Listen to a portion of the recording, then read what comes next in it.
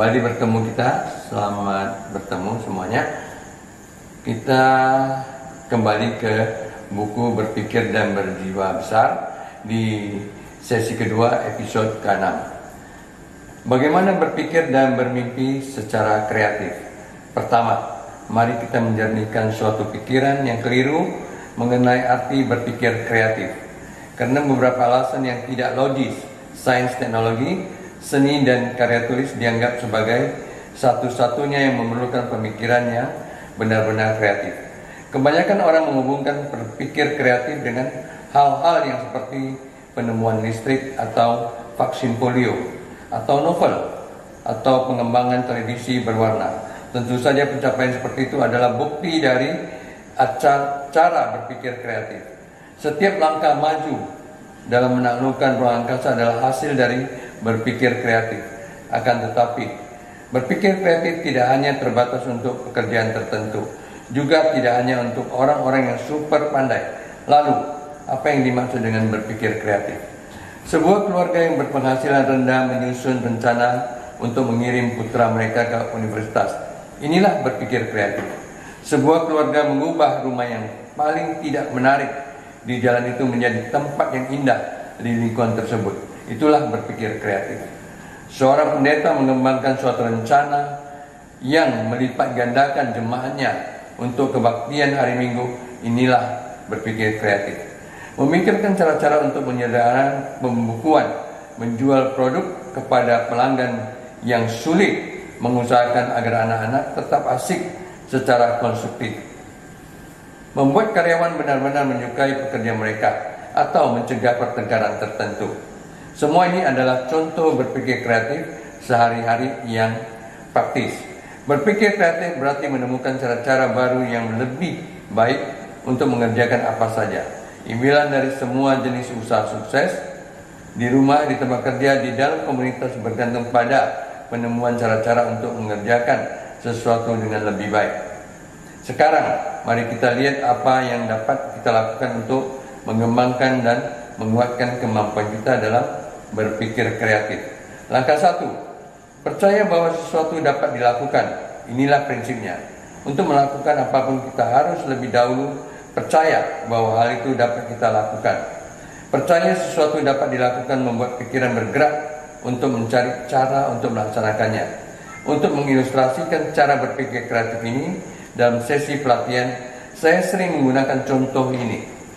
Saya meminta kelompok beberapa banyak dari Anda yang merasa mungkin untuk menghapuskan penjara selama 30 tahun mendatang.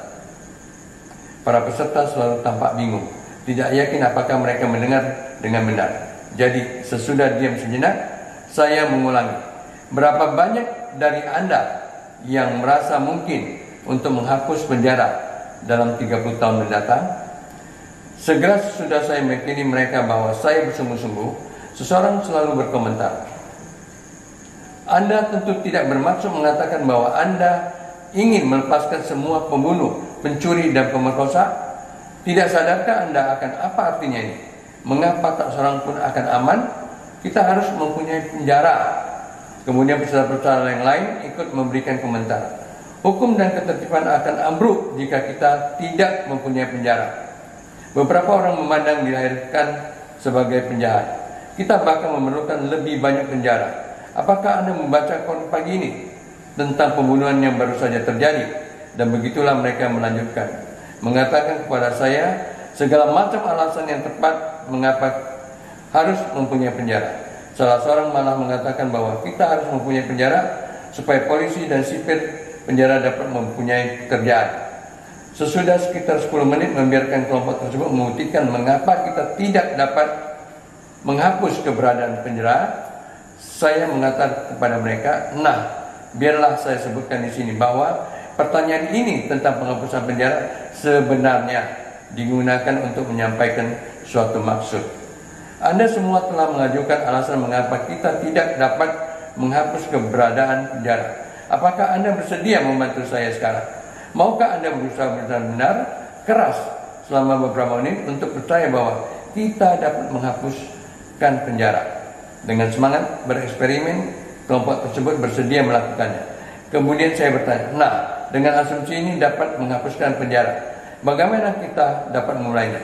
Saran muncul segera, secara perlahan, dan pada mulanya seorang dengan ragu berkata, kita mungkin dapat mengurangi kejahatan jika kita mendirikan lebih banyak pusat kegiatan remaja.